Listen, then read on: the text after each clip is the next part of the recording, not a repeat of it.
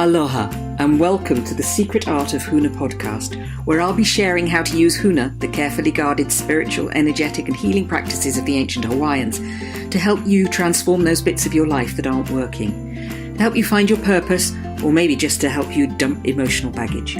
I'm Dr. Jane Lewis, and 20 years ago I was burnt out, depressed, unfulfilled, disappointed, directionless and deeply, deeply miserable. Huna enabled me to change all that, and so I now share it with whoever wants to experience a more joyful, fulfilling life. Aloha and good morning on this first Saturday of the new year. And Happy New Year if I haven't spoken to you already. Today I'm going to be talking about the power of prayer.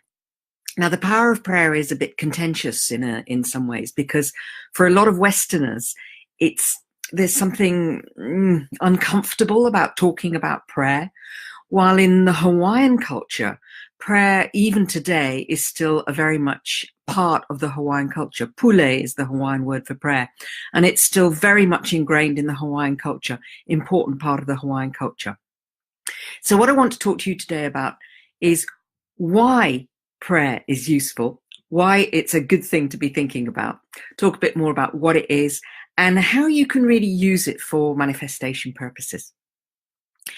So the Hawaiians have this word pule, which means prayer.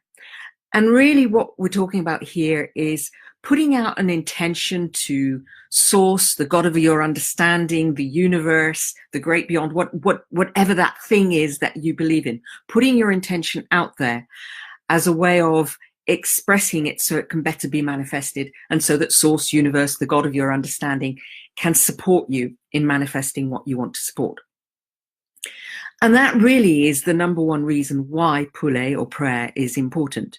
Because if you're interested in manifesting, if you're interested in the law of attraction, putting it out there in an intentional way is much more powerful than just kind of burbling on with a wish list of things that you kind of think you might want to do. So if you want to manifest, doing it in a prayerful way, an intentional way, is really important. Another reason why prayer or pule is important is because the unconscious mind thinks much faster than the conscious mind. Now, the conscious mind thinks very much in words, and words are too slow for the unconscious mind. So what the unconscious mind works better with is ritual, automatic programs that you've created, habits. So a ritual becomes a habit. It's an automatic program that the unconscious mind can run just at the flick of a trigger. Prayer is ritual. When you get into the habit of prayer, you're getting into the habit of a particular ritual. So it works better for the unconscious mind. Also works better for the unconscious mind in terms of finding and identifying the resources that you need in order to achieve whatever it is you've put your prayer for. So because of certain filters that the unconscious mind operates to make the processing of all this information that's coming at you all the time much quicker, one of the things that it does is it filters on the basis of importance. It'll pay attention to things that are important. If you've put a prayer out there, basically what you're doing is you're saying to the unconscious mind, this, my prayer, the subject of my prayer, is important. Pay attention to anything that is relevant to my prayer. Makes it much easier for the unconscious mind to go out and support you in getting the resources that you want. So it's got some really good points about it. It's also in the Hawaiian culture, typically if you are doing anything as a group, anything important, you do it as a pule. You stand up, you hold hands, you do it as a pule. Because energetically what this is doing is this is saying we as a group come together in setting our intention, in putting this out there to the universe, that this is what we want to achieve together. So energetically, it adds a power to your prayer. And certainly, if you're doing anything with a group, it's really worth setting it up as a prayer, as a group thing that we're doing together, a group intention before you ever get before you ever get into the activity. And I'll give you some specifics on that in a minute. So from a Hawaiian perspective, pule is important. It's setting the intention, and it's setting the intention with real clarity. Because whether it's from a universal perspective or whether it's just at the level of your unconscious mind, the more clear you are with the intention, the easier it is for your unconscious mind to deliver, for the universe to deliver on whatever the intention is. So clarity is absolutely important. It's also, as I said before, energetically, if you're doing anything as a group, setting the intention as a group before you start doing it is so much more powerful. It adds clarity to the individuals in the group. It adds an energetic clarity, an energetic quality that's united, that is one, that is coming together.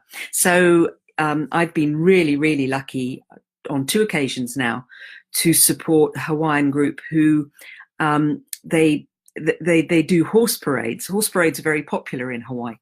And when you do the horse parade, you make these leis, these ornaments for the horses and for the riders, these adornments, and they're all made from fresh flowers and fresh vegetation. And because they're made from fresh flowers and fresh vegetation, you don't have an awful lot of time to do it. You can only start a couple of days before the parade. Otherwise, clearly they'll die off. So when on both occasions when I've been there, and it's a Hawaiian family and their friends who do this, the very first thing that we do is we stand up together and we hold hands in a circle and we pray. We pule for the for a good outcome, that our work will be good, and that the adornments will be beautiful. We pule for a joyful working environment. And we pule for all coming together as one, lokahi, coming together as one in unity and creating this thing together. I used to be a management consultant, and quite often companies would do vision and values exercises. And I think one of the problems that they have, one of the reasons why a lot of the vision and values and mission statement type stuff doesn't work, is because rather than coming together as a group and really involving people in a group way, it would be a collection of people sitting in a darkened room with wet towels over their heads, coming up with some good ideas, operating very much as individuals. And when you're trying to do something for a big group, then you want to be involving the group. If you just have a couple of individuals doing it, it doesn't have the same impact. So group work, pule, come together and put the intention out there. And as I say, make the intention really clear. If you've ever done any goal setting, one of the common things in goal setting is smart goal setting. Now, I'm not wild about smart goals. They're way too level of detail for me. But having clarity, being specific about what it is you want, being specific about how you want it.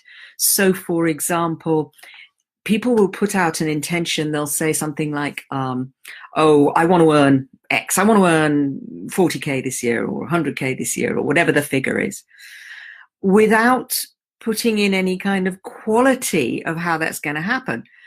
I want to earn 40K. I want to earn 100K, whatever the figure is. Yeah, but do you really want to be working your ass off in order to get it? Do you want to be working so hard that you're sick? No, you want to earn it in a way that comes with ease, grace, challenge, whatever it is you want. So putting those qualities out into your prayer, into your intention. I think there's also something to say about the sacredness of intention.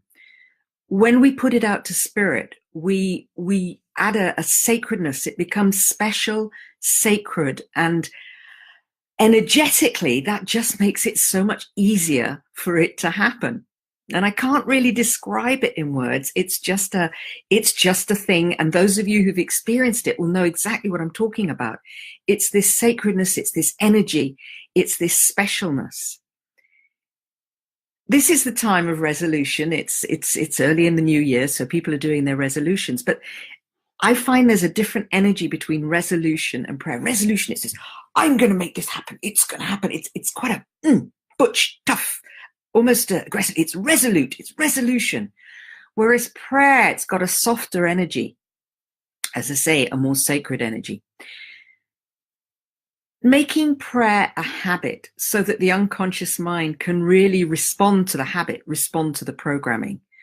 Get in the habit of writing down whatever it is you want, writing down your intention, writing down the qualities that you want to bring in to create your intention.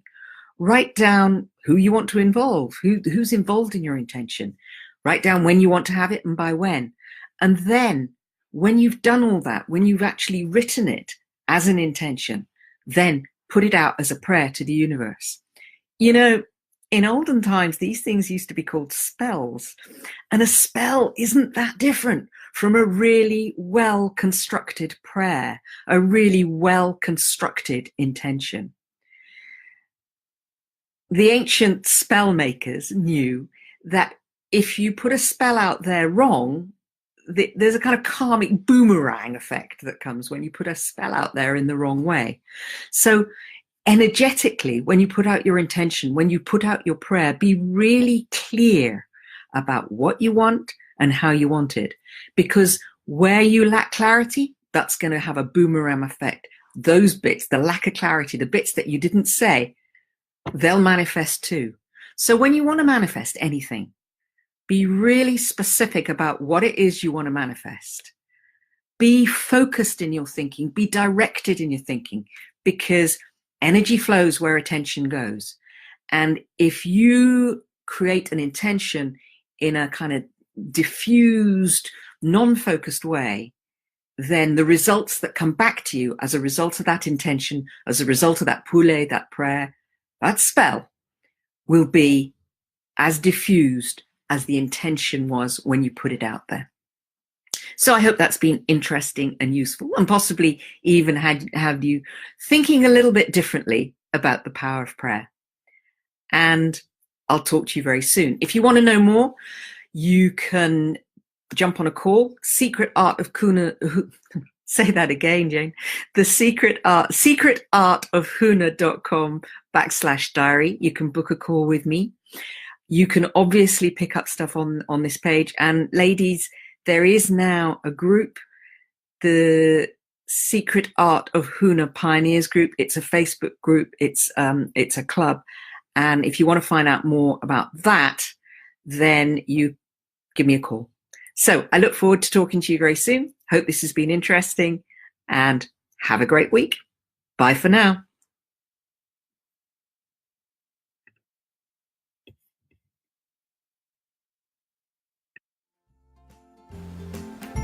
I hope you've enjoyed today's podcast.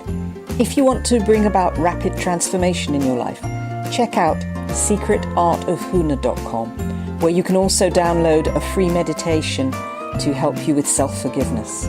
You can also look out for Secret Art of Huna on social media such as Facebook and LinkedIn. Look forward to talking to you again very soon.